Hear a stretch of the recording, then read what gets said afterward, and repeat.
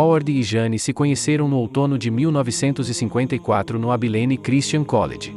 O romance universitário deles durou 1 ano e meio, e eles se casaram em 31 de maio de 1956.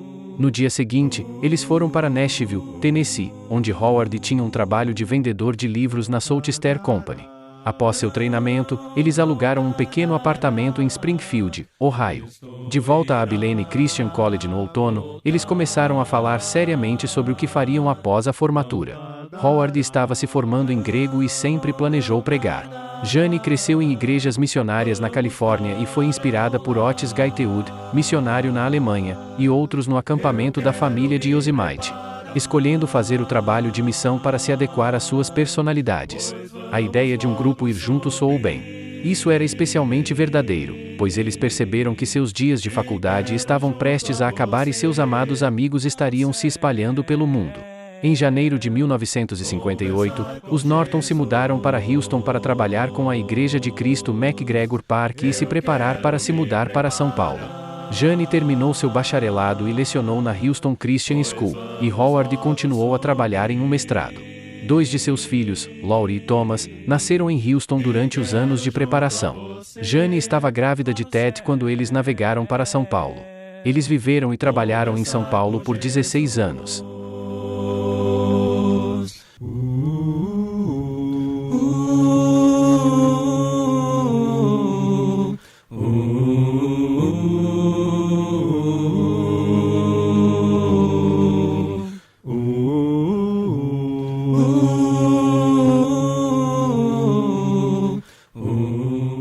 Como e quando surgiu a ideia de vocês virem para o Brasil? Por que o Brasil? Quando eu fui para Abilene, para a Universidade de Abilene, a primeira aula que eu estudei era uma aula sobre 1 Coríntios. Naquela sala de aula havia o Howard Norton do meu lado e o Teddy Stewart do outro lado. Eu estava entre os dois. E os dois entraram num grupo que decidiu ir para qualquer lugar para fazer obras missionárias. Eles queriam ir para Hong Kong. O Howard Norton queria muito ir para Hong Kong, mas fizeram um outro estudo e estudaram sobre o Brasil e as possibilidades no Brasil. O voto era tudo para o Brasil e o Howard Norton votou para Hong Kong, mas ele vai se arrepender disso. Eu sempre brinco com ele sobre isso, que ele queria ir para Hong Kong.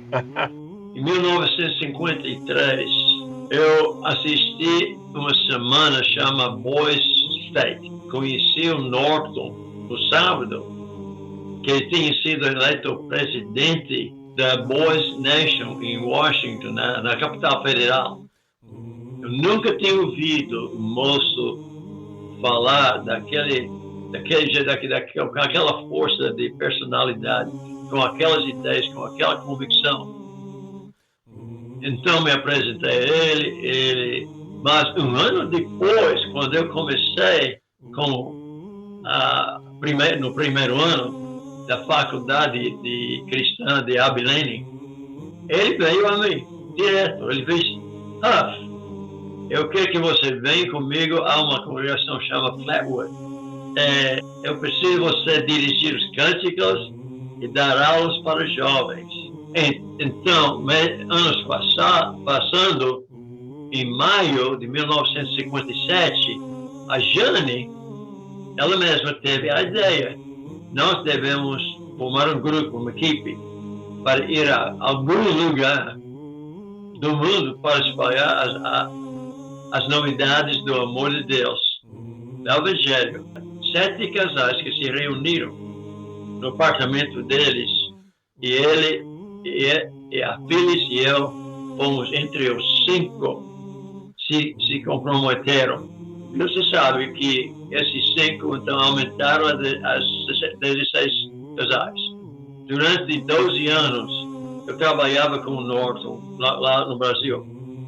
Voltamos aos Estados Unidos em 1975 e depois de 4 anos ele se trabalhar junto a ele como ministro de evangelismo e dos estudantes da faculdade de Oklahoma Christian. Trabalhei com ele diversos anos, fomos a Albuquerque Mas quando a gente voltava para Magnolia, durante mais ou menos 15 anos, Phyllis e eu éramos os únicos que ficavam hospedados durante o Harding Lectureship.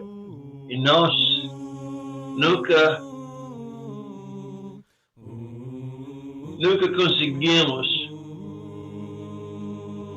averiguar ou chegar a uma noção por que nós somos tão abençoados de ter uma amizade, um irmão tão chegado, ou um gigante da fé, na obra também, não apenas na fala. Ele era, como eu falei para você, ele era irmão de sangue de Cristo. Eu não tenho um irmão mais chegado. Então, quando eu recebi a notícia ontem, ele faleceu justamente na hora que nós iniciamos o culto aqui. Eu acho que na hora que eles iniciaram o culto lá na congregação de Cersei. E foi para mim um choque, para dizer o mínimo. Eu não consegui me controlar, eu chorei muito. É uma perda por um lado, mas eu tenho conforto como você tem, os irmãos têm, que por causa do túmulo vazio, nós temos a convicção, não apenas uma fé, não é da cabeça, é do coração. O túmulo está vazio, querendo dizer que Jesus não era apenas um bom professor, ou um bom médico para curar muitos enfermos. E Norton era pioneiro. Graças a Deus, ele me endireitou muitas vezes, me ajudou, me dava conselhos, orávamos constantemente. E, olha, Deus tem abençoado nossas vidas, que vocês continuem, irmãos. Muito obrigado, foi um grande prazer, uma honra, que eu mando um abraço tamanho de Texas para todos aí, tá bem?